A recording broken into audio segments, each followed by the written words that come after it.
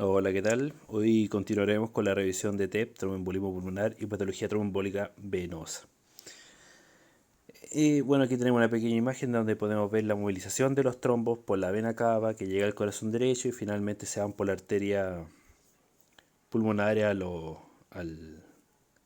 a lo que son los pulmones. Hay que saber de la trombosis venosa profunda que una es la causa de la consecuencia de la embolia pulmonar y que estas precisamente constituyen un cuadro clínico muy mortal con alta prevalencia en la edad adulta y con pacientes que tengan factores de riesgo.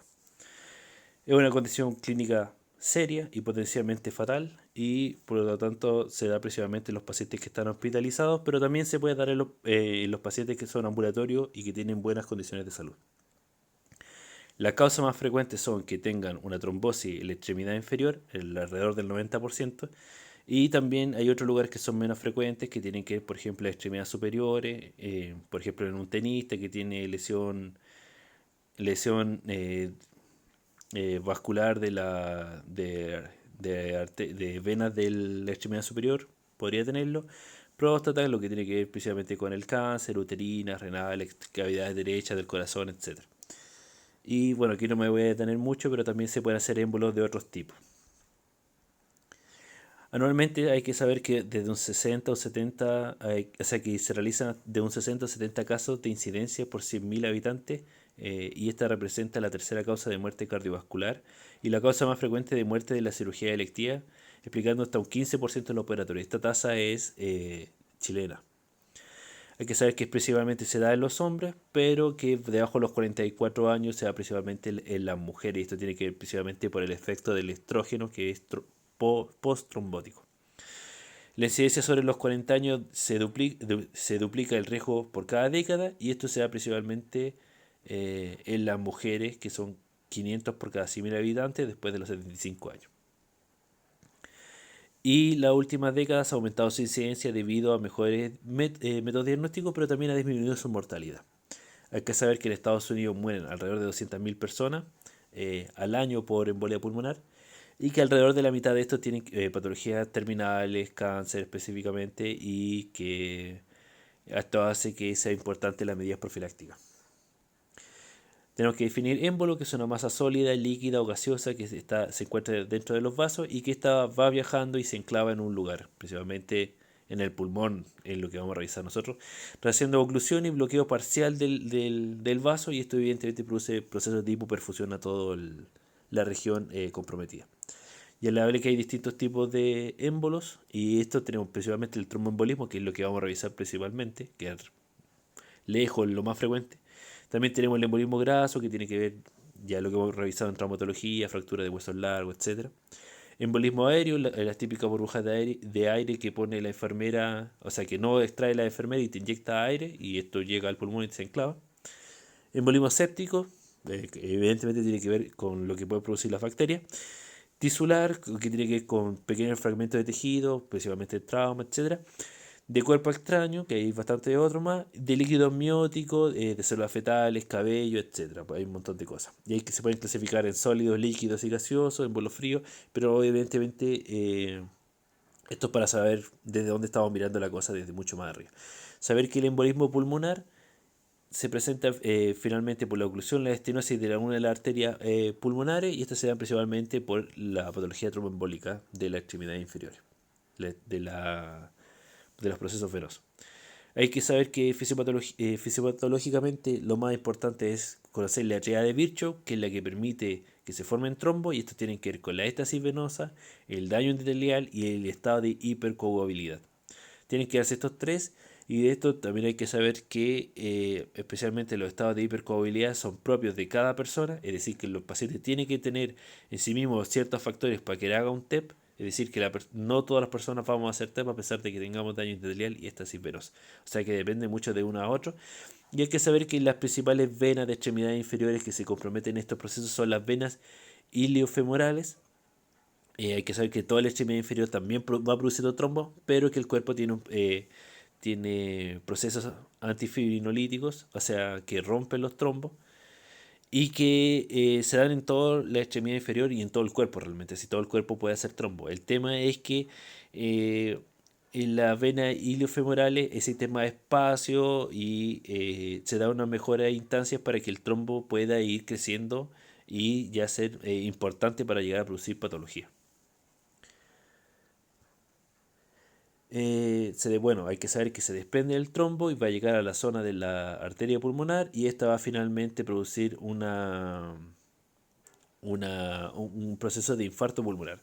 Hay que pensar que alrededor de un 10% realmente de los que tienen TEP se infartan y esto tiene que ver porque el pulmón tiene una doble irrigación funcional y otra irrigación que es la irrigación propia del pulmón.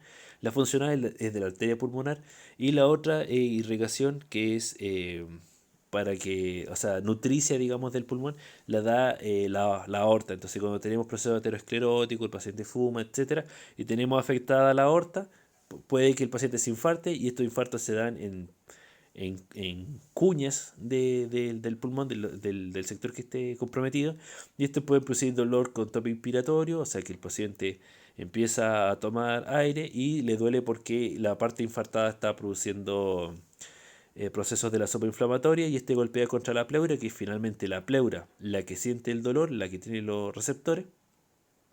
Entonces hay que saber que un 10% de los de estos pacientes se puede llegar a infartar. Obviamente este es el paciente que tiene múltiples comorbilidades. Vamos a tener alteración del intercambio gaseoso, de alteraciones de la ABQ, vamos a tener aumento del espacio muerto, porque todo este proceso inflamatorio va a producir atelestasia de los alvéolos, por lo tanto los alvéolos se chupan, se cierran, y por lo tanto esos alvéolos ya no tienen ventilación, y por otro lado vamos a tener la patología estrictamente de la alteración de la perfusión, por lo tanto van a haber alvéolos que sí estén ventilados, pero que no se estén perfundiendo. Y esto evidentemente produce alteraciones, bueno, nos puede producir alteraciones de la PaCO2, del proceso hipoxémico, alteraciones del surfactante, que son los que produce la atestasia.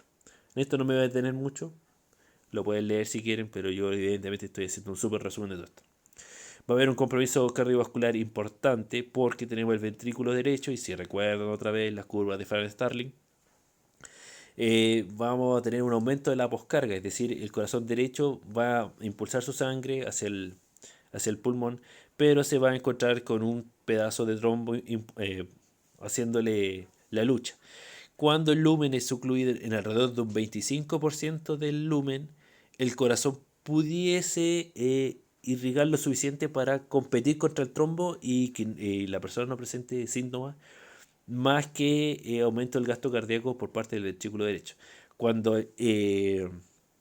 la oclusión es mayor, el corazón ya no puede y se ve la curva de Frank Starling que ya el corazón no logra compensarse a sí mismo, entonces se empieza a dilatar de forma abrupta, el tabique interventricular se mueve hacia el lado izquierdo, ocupa el ventrículo izquierdo, entonces disminuye el llenado del ventrículo izquierdo y esto aumenta también la poscarga, se produce un flujo más turbulento, etcétera, etcétera. Entonces se empieza a ver sobrecarga del ventrículo derecho, se empieza a dañar el ventrículo derecho, evidentemente todo esto es una patología aguda, por lo tanto se produce mucho más daño. Y esto nos puede llegar finalmente que hasta el corazón derecho se puede llegar a infartar del nivel de hipertensión venosa, de aumento de la contractibilidad, etcétera. Lo que hay que saber principalmente, y que es tal vez de lo más importante junto con el tratamiento y los algoritmos diagnósticos, son los factores de riesgo, porque la clínica no es muy florida en el TEP. Entonces lo que yo me voy a presentar es que, hola, ¿cómo usted está? Tiene disnea, no tiene alguna otra cosa, me voy a los factores de riesgo. Y los factores de riesgo, lo principalmente que tengo el postoperatorio y el traumatismo quirúrgico. O sea que el paciente, casi todos los pacientes de traumato son muy frecuentes, especialmente el trauma de cadera, que es de lo que más produce TEP. Bueno, produce patología evidentemente en la extremidad inferior y estos trombos terminan migrando evidentemente hacia el pulmón. La edad sobre 40 años y es básicamente que no es por un proceso de envejecimiento, sino que van acumulando más características, más sedentarismo, etc. Enfermedad maligna, o sea, principalmente cáncer, inmovilización, todo lo que son alteraciones de plegia, ACV, extremidad inferior, etcétera. Todo eso que mantenga las venas en éxtasis venoso me van a aumentar la patología. Y insuficiencia cardíaca también, tromboembolismo venoso previo, que es el principal factor de riesgo. Es el más frecuente y el que está más arriesgado, que es como bastante obvio. La persona que ya tuvo un TEP va a tener otro TEP después. Varices, obesidad, embarazo y puerperio. eh, anticonceptivos orales y misceláneos tenemos varias, pero no me voy a detener en eso. Un poco más de datos, saber que el 80% de los pacientes que tienen embolia pulmonar tienen una trombosis venosa que afecta a las venas profundas de las extremidades y el resto de los casos existe una trombosis de venas que son pelvianas o en las cavidades derechas del corazón o en las venas de las extremidades superiores. Pero lejos, lejos, lejos va a ser extremidades inferiores. El 50% de los pacientes con trombosis venosa profunda de extremidad inferior sintomática desarrollan una embolia pulmonar, la cual habitualmente es subclínica. O sea que eso igual depende. Tienen que pensar que se liberan varios trombos. Son finalmente los de gran tamaño y los que se enclavan en puntos estratégicos, digamos, son los que finalmente producen síntomas. Y el 70-80% de los pacientes con TEP postoperatorio demuestra por cintigrafía de ventilación perfusión, que es una prueba que vamos a revisar después, tiene una trombosis venosa de sus extremidades. Bueno, en la clínica tienen que saber que es súper inespecífica, está lo más frecuente es la disnea o disnea, dolor pleurítico, tos, hemoptisis. De lo que yo creo que se queda aquí principalmente es que la falta de aire es de inicio súbito. El paciente estaba haciendo algo y de repente le dio un disnea. Eso hace la diferencia, por ejemplo, una neumonía que el paciente empieza con malestar 1, 2, 3 días antes de presentar la sintomatología, por ejemplo. Aquí tengo otros cuadritos donde usted puede revisar las probabilidades de cada uno de los signos y síntomas, pero no me voy a detener mucho en eso. No me voy a detener mucho en eso porque tampoco es tan importante. Lo más importante es que tiene disnea y bueno, dentro de los signos tengo la taquicardia, la taquipnea, pero son súper inespecíficos. Entonces la clínica va a depender un poco de cómo esté la sopa inflamatoria, de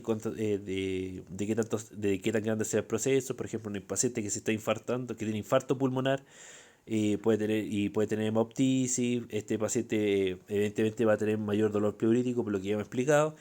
Se elevan los factores de la sopa inflamatoria, por lo tanto este paciente puede tener fiebre y el paciente que finalmente tiene una gran zona del pulmón afectada, que ya tiene gran alteración de la ventilación perfusión, puede tener un TEP masivo y este paciente es el que termina choqueándose. Este es la otra cara del TEP.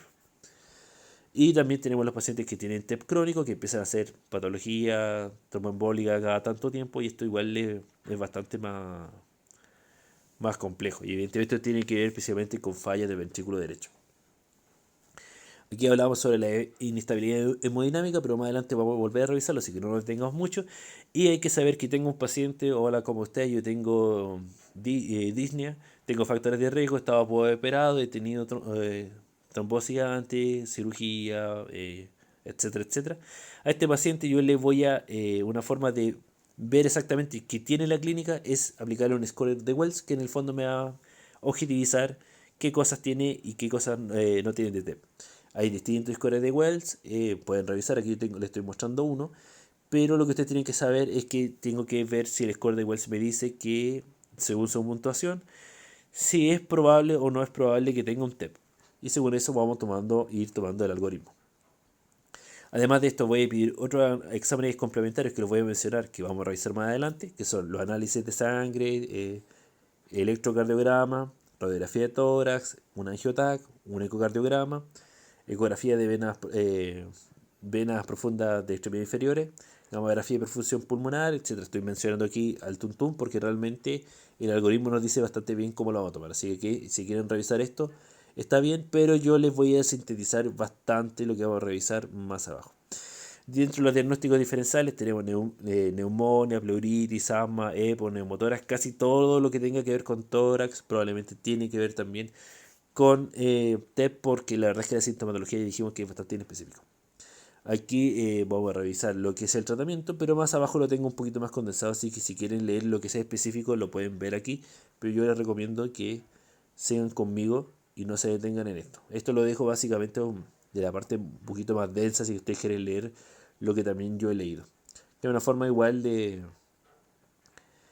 si uno quiere manejar un poco más las cosas, poder seguir. Así que después de estos puntos suspensivos, recordamos rápidamente que lo que le acabo de decir, que en la clínica, hola, ¿qué tal? Yo tengo disnea, tengo factores de riesgo. Veamos. Una cosa importante que me faltó mencionar también dentro de la fisiología, y aprovecho de verlo ahora, que es el típico factor 5 de Leiden, que tiene que ver básicamente que el factor 5 de la coagulación es un cofactor y aquellos que tienen el factor 5 de Leiden tienen una alteración en el factor 5, lo que hace que la enzima que termina, que controla el factor 5, haga el proceso un poco más lento porque le cuesta encajarse en sí misma. Entonces realmente tienen mayor probabilidad de hacer trombos. Así que continúo rápidamente. Aquí tenemos que ver que la reina de la medicina, que es la clínica, la semiología, se muere porque realmente la sintomatología es muy vaga, pero aquí tengo un montón de factores de riesgo que ya lo revisamos, que son cirugía, todo lo que es embarazo, insuficiencia venosa, fractura, neoplasia, inmovilización, y todo lo que tiene que ver con plegia, ACV, viajes largos, etcétera, ya lo nombramos. Entonces ya habíamos dicho que a este paciente le aplicamos el score de Wells y según el score de Wells vamos a ver qué vamos a hacer. Y además hay que saber que el TEP tiene una clasificación que es clínica, que es bastante importante porque con esta vamos a tomar las decisiones. El TEP que es masivo va a tener shock e hipotensión, o sea, una PAS menor a 90. Y esto me habla que realmente hay una obstrucción vascular pulmonar de lo menos del 50% en dos arteriolas lobales. Esto más o menos es bastante teórico, pero saber que tiene choque y hipotensión. En cambio, el TEP submasivo tiene inestabilidad hemodinámica y también tiene presencia de hipoquinesia en el ventrículo derecho. O sea, cuando yo le hago un ecocardiograma, veo que el corazón derecho se está infartando.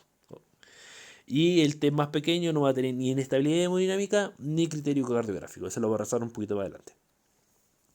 Pero a grandes rasgos hay que saber que el TEP masivo va a tener una alta mortalidad, obviamente, y el tratamiento tiene que ser intenso. El submasivo, por su parte, el tratamiento es individualizado, o sea que depende de cada paciente. Igualmente se hospitaliza y hay que ver la estratificación del riesgo, etcétera. Y los de bajo riesgo se pueden ir tranquilamente a sus casas. Se les deja evidentemente tratamiento endovenoso al comienzo y después tratamiento oral y después se puede ir a su casa. Además de todo esto tenemos dos tipos de pacientes. El paciente joven, que generalmente va a ser femenino, que está previamente sano, y el paciente adulto con múltiples comorbilidades. Y esto igual va a depender un poco de cada quien. Aquí tengo un algoritmo diagnóstico que si se quieren detener en este no pasa nada, pero yo más adelante igual les voy a detenerme un poco más en el algoritmo como tal. Bueno, hay que saber que este paciente es un paciente que viene con disnea, o sea que va a venir con disnea, yo le voy a hacer el ABC, que bueno, yo se lo menciono aquí, evidentemente todo paciente que viene con disnea yo voy a buscar causas, se podría estar infartando, podría tener un montón de cosas, le hago el ABC, lo monitorizo, eh, le pongo oxígeno con mascarilla o naricera, depende, hasta saturar 92, 93 sobre eso. La B de dos vías venosas periféricas eh, anterocubitales grandes de calibre 16-18 y le paso un poquito de suero para que no se me ocluyen y ahí le aprovecho de sacar los exámenes de sangre, que es lo que vamos a pedir, y le aprovecho de pedir un electro. Me ahorré todo eso, pero eso se da en casi todos los pacientes que vengan a emergencia y sean estratificados como de alto riesgo. Estos pacientes se ven evidentemente en las salas rojas, o sea, salas de verdadera urgencia. Entonces yo le pido el electro y el electro me puede mostrar varias cosas que según el Harrison lo más frecuente son la inversión de ondas T de B1 a B4, es lo más frecuente. También podemos ver taquicardia sinusal y también podemos ver, esto obviamente son súper en específico lo que acabo de mencionar, pero un signo que es sugestivo, así que como que me puede sugerir de forma no muy específica, así como despacito. Es el típico S1QT-T3, que no es muy frecuente, pero cuando está presente es realmente una pequeña luz en un cielo estrellado.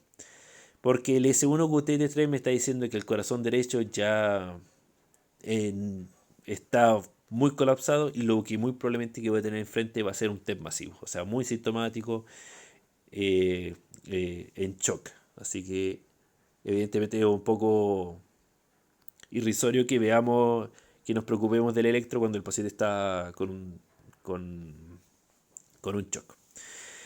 La gasometría, que también hay que pedirlo de gases venosos, hay que saber que el paciente puede estar normal y principalmente se va a dar en pacientes jóvenes. También el paciente, lo más frecuente va a ser que tenga hipoxemia y hipocapnia. Y también lo otro que podemos encontrar es una acidosis que puede ser respiratoria, puede ser metabólica y es principalmente mixta en el test masivo. Mixta porque si el paciente está choqueado, tiene problemas para ventilar, está ventilando muy lento y por lo tanto está aumentando su dióxido de carbono. Y metabólica porque como tiene hipoperfusión, el LDH se está aumentando y destrucción celular y por lo tanto se están liberando ácidos metabólicos. Los marcadores bioquímicos, bueno, antes de volver a... la gasometría solamente me sirve básicamente cuando desconozco las características del paciente, porque después tengo que hacer las correcciones de la acidosis, etcétera. Pero es súper inespecífico, no me dicen nada. Y los marcadores bioquímicos tampoco me dicen mucho de si es un TEP o no, pero me dan predictores de vida. O sea, el paciente que tiene elevadas troponinas se muere en un 30% más, igual con el BNP. Y hay que hacer, esto también me cambia el algoritmo además. O sea, que voy más agresivo con el paciente que tiene aumento de las troponinas, que por lo demás significa que el ventrículo derecho se me está infartando. En cuanto a la radiografía de tórax, también es súper inespecífica, la mayoría de las veces va a estar normal y me va a dar esta disociación radiografía clínica que el paciente se está muriendo, pero le tomo una radiografía y no tiene nada. Cosas que puedo encontrar, atelestasia, infiltrado difuso, y muchos de estos pacientes son crónicos, o sea que tienen otras cosas, pueden tener EPOC, pueden tener una neumonía y estar enmascarando este TEP. Hay signos que son sugestivos de la radiografía. Yo soy muy malo viendo radiografías, pero aquí yo se los menciono. Son muy poco frecuentes y la verdad es que la mayoría de las veces que he encontrado esto es que el médico ya confirmó el TEP y vuelve a mirar la radiografía y encuentra estos signos. O sea que la mayoría de la gente tampoco está muy acostumbrada a verlo, así que esto más o menos saber que existen. Está el de Westermarck, donde existe vascularidad y perfusión disminuida, y es básicamente porque la arteria pulmonar central está un poco agrandada, es porque hay áreas del pulmón que no están perfundidas. Está la de joroba de Hampton, que tiene que ver con la densidad periférica en forma de cuña encima del diafragma, que esto tiene que ver, si ustedes lo ven en cualquier otra imagen, parece una zona de condensación, y si un paciente que tiene disnea y tiene 65 años y tiene una zona de condensación en su radiografía, yo voy a pensar que tiene una neumonía, pero realmente esto me está mostrando de que tiene una parte del pulmón que se está infartando, pero yo realmente no es muy específico y no se distingue. Recuerden que son poco frecuentes también. También está el signo de Paya, que es el alargamiento de la arteria pulmonar derecha descendente, que tiene que ver básicamente con que todo el gasto cardíaco del ventrículo derecho se está yendo por esta arteria y por lo tanto está aumentado su diámetro. Que si no mal recuerdo son alrededor de 15 milímetros, pero eso saberlo más que nada para cultura general del interno. Le voy a pedir además una ecocardiografía transtorácico, y esto es para evaluar la disfunción del ventrículo derecho. Hay que saber que cuando el ventrículo derecho ya no da más, aumenta la mortalidad, y aquí puedo ver regurgitación tricuspidia, y en este puedo ver la regurgitación como tal en la carótida, o sea, disculpa, en la yugular, y puedo ver áreas de disenesia, áreas que se están infartando del ventrículo derecho, y dilatación del ventricular. Y si llegase a encontrar un trombo en el ventrículo derecho, que es muy poco frecuente, pero si lo encontrase, es diagnóstico del ecocardiograma transtorácico. Entonces, volvamos al algoritmo, llega el paciente, hola, yo tengo disnea, tengo factores de riesgo, no tengo otras cosas de momento, tengo la edad, etcétera, cirugía, posquirúrgico, trauma, fractura de cadera, etcétera, etcétera, etcétera. Le hago un score de Wells para asegurarme de que efectivamente puedo objetivizar que posiblemente tenga un TEP. Si el score de Wells me dice que no es sugerente, le pido un dímero D. Si el dímero D es negativo, esto me descarta el diagnóstico. Si el dímero D es positivo, no me lo descarta y paso al algoritmo de que es sugerente. Hay que saber del dímero D que el dímero D se produce como resultado de la fibrinolisis. Es decir, que cuando hay proceso de fibrinolisis, el dímero D es uno de las cosas que quedan, digamos, en la sangre por un tiempo. Por lo tanto, existen otros procesos en los que también se libera dímero D, que tiene que ver, por ejemplo, en un infarto. Y esto obviamente no me va a hablar del TEP, o sea que no es muy específico. Pero hay que saber que cuando está negativo significa que muy probablemente no es un TEP. Y esto solamente me sirve cuando el score de Wells no es sugerente. Cuando es sugerente, voy directamente a las imágenes y en este caso lo principal que se utiliza es el AngioTAC. Hago el AngioTAC y si el AngioTAC es positivo, esto me hace el diagnóstico y yo le doy con el tratamiento. Si es negativo, no me descarta el TEP, así que si me da negativo, yo podría hacer una cintigrafía de la BQ, de la ventilación perfusión. Si la cintigrafía, bueno, de la cintigrafía sí, a modo general tienen que saber que se le da un producto para que huela al paciente y otro que se le inyecta, que es el típico tecnesio, y le hago la cintigrafía y en la imagen tengo que ver como un árbol de Navidad en donde algunos alveolos se perfunden, otros que no, y otros que se ventilan y otros que no. Esto me hace el diagnóstico, si es positivo, si es negativo, no lo descarta. Y continuamos con el infierno, porque después le puedo pedir un ecodoppler venoso de extremidad inferior. Si encuentro trombos en la extremidad inferior, puedo hacer el diagnóstico. Si no lo encuentro, no me descarta el TEP. Y finalmente llegamos a la muy temidos procesos invasivos, donde tenemos la arteriografía, que esta también es terapéutica y diagnóstica. Si me da positivo, me hace el diagnóstico. Si es negativo, me descarta finalmente el TEP. Aquí podría llegarme a detener. Aquí tengo otro cuadrito que ustedes pueden revisar tranquilamente, donde me establecen el riesgo, me hablan de cómo hacer los tratamientos, etcétera. Pueden verlo ustedes lentamente, pero yo más adelante igual se los voy a mostrar.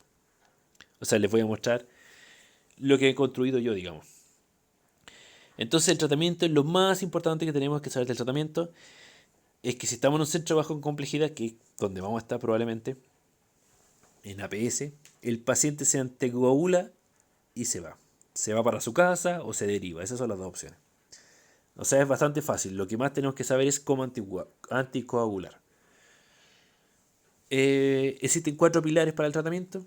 La anticoagulación, que se dan todos los pacientes empíricos. Todos los pacientes se anticoagulan. Después hay que valorar la trombólisis. Finalmente un filtro de vena cava. Y finalmente un procedimiento invasivo. Es mentira que todos se anticoagulen. Se anticoagulan todos los que no tengan contraindicación absoluta. Tienen que pensar que el TEP tiene una alta mortalidad, así que aquí las contraindicaciones relativas no son válidas, solamente las absolutas. Así que, bueno, en general siempre no aprendemos las absolutas porque son lo importante. Entre estos tenemos hemorragia activa severa, hemorragia intracraneal reciente, hipertensión grave no controlable, aneurisma cerebral o aórtico descendente, trastorno de la coagulación y pericarditis o derrame pericardítico. En estos pacientes no anticoagulo. ¿Y con qué anticoagulo? Tenemos la heparina de bajo peso molecular, que es la que conocemos, que le dan a casi todos los pacientes de Victoria. Esto se le da a los pacientes estables y se le da de forma profiláctica. Y tenemos las heparinas no fraccionadas, que se le da a los pacientes inestables. Lo bueno que de la heparina no fraccionada es que dura alrededor de 6 horas, que dura poquito, y por lo tanto, si el paciente continúa inestable, puede ir tranquilamente a pabellón porque dura 6 horas y porque se puede neutralizar con sulfato de trotamina. Por eso se da el nivel inestable. Sus dosis son de 80 UI por kilo, o sea, 30 unidades por kilo, disculpen, por kilo de peso del paciente, en bolo, en dosis de ataque, y se mantiene 18 unidades por hora. Hay que llegar a una meta de KPTT de 1,5 a 2 veces, estos son 60-80 segundos. Esto hay que llegar a las 24 horas del proceso y hay que estarle pidiendo exámenes cada 4 o 6 horas. Entonces esto es lo que tenemos que saber principalmente de la heparina no fraccionada, que se dan 80 en bolo, se mantiene 18 kilo por hora y hay que estarle pidiendo exámenes para el KPTT continuamente hasta que al día esté junto. Y la otra cosa que le voy a dar continuamente al paciente, aparte de la heparina, va a ser la warfarina. Vía oral son 5 miligramos. Esta va a ser el tratamiento que se va a llevar el paciente para su casa. Y lo va a tomar de 4 a 6 meses normalmente. O sea que el paciente normalmente van a ser 4 a 6 meses casi siempre o siempre. Y el paciente que tenga algún factor de riesgo que sea permanente va a utilizar warfarina para el resto de su vida. Hay que llegar a una meta de INR de 2 a 3. Sabiendo esto ya está más o menos claro. Evidentemente la heparina, si no han quedado claras, son de manera endovenosas y la warfarina de vía oral. Trombolisis. ¿A qué le va a hacer trombolisis? Al TEP, que está confirmado, o sea que a lo menos tiene un angiotac que me está diciendo que esté confirmado y que es masivo. Y que además, evidentemente, como todos los tratamientos, no tiene contraindicaciones absolutas. De la trombólisis hay que saber que a un paciente no lo puedo anticoagular y hacerle trombólisis al mismo tiempo. Tengo que utilizar una o la otra. Pero al mismo tiempo, o sea, llega el paciente, le doy empíricamente, lo anticoagulo, y si después me doy cuenta que era un TEP masivo y que esto me confirma, y que tengo confirmación del TEP, eh, le quito la anticoagulación, espero las 6 horas, lo neutralizo, etcétera, y le doy trombólisis el tiempo que sea necesario, y después que termine la trombólisis, lo anticoagulo de vuelta. Así funciona. Las absolutas son neoplasia intracraniana, trauma o cirugía reciente, sangrado activo, etcétera, etcétera. Son especialmente patologías que tienen que ver con hemorragias. La trombólisis se utiliza principalmente el RTPA, que es lo más, es lo mejor. Aquí les dejo las dos y evidentemente esto no es muy de APS, así que no lo voy a revisar mucho. Y también se puede utilizar el streptokinase, pero eso está vinculado a mayor mortalidad. Otra cosa que debemos saber en general que podemos utilizar el filtro de vena cava, que se utiliza como a la altura de la vena, de la bifurcación de las venas renales. Se utiliza en las contraindicaciones de los pacientes que no se pueden anticoagular. Entonces ustedes no se pueden anticoagular, le ponemos un filtro de vena cava. Y en los test de pacientes que han hecho ya bastantes test, o sea, test recurrentes. Se pone el filtro y el filtro hace que ninguna trombo de las extremidades inferiores pase al pulmón. Y finalmente podemos llegar a la embolectomía por catéter, que es diagnóstico y terapéutico.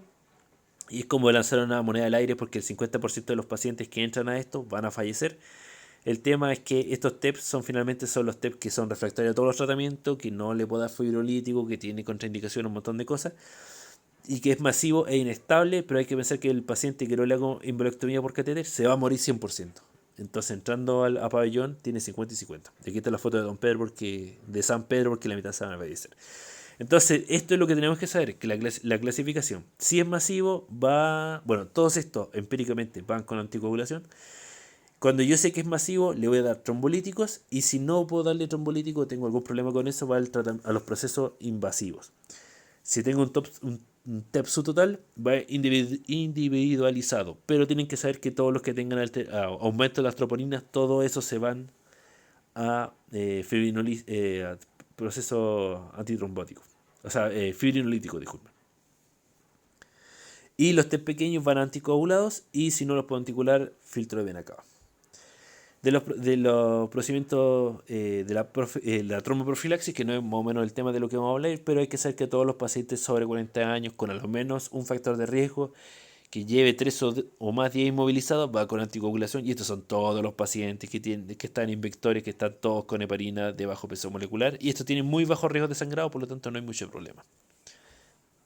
Aquí hay métodos de tromboprofilaxis, están las típicas medias, la movilización precoz y otros mecanismos mecánicos, que ustedes pueden leerlo si quieren, pero es básicamente para movilizar la extremidad inferior. Revisemos rápidamente qué cosas tenemos que revisar para que el paciente no se muera. El típico MOP, monitor oxígeno vena, el epiduroelectro, etcétera, la radiografía, los exámenes de sangre que ya hemos visto, los criterios de Wells para saber qué vamos a hacer. Si son negativos le pedimos dímero. Si sale positivo le pedimos geografía. Aquí tenemos otro cuadrito donde podemos ver. Y una cosa importante también, que solo a los pacientes que en este caso con el score de Wells nos dé que tiene baja probabilidad, le vamos a pedir dímero. Al que tiene alta probabilidad no le pedimos dímero porque no nos va a llevar a los falsos positivos y eso nos podría complicar. Así que el paciente con alta probabilidad le pedimos un TAC, y según el TAC podemos seguir pidiendo un poco algunas otras pruebas. Si me sale positivo o negativo. Si me sale positivo, lo confirmamos y lo tratamos.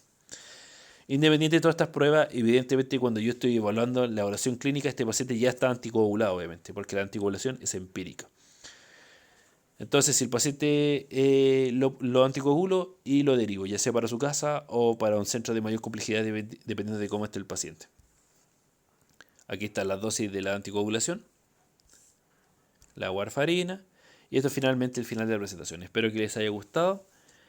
Nos vemos hasta la próxima.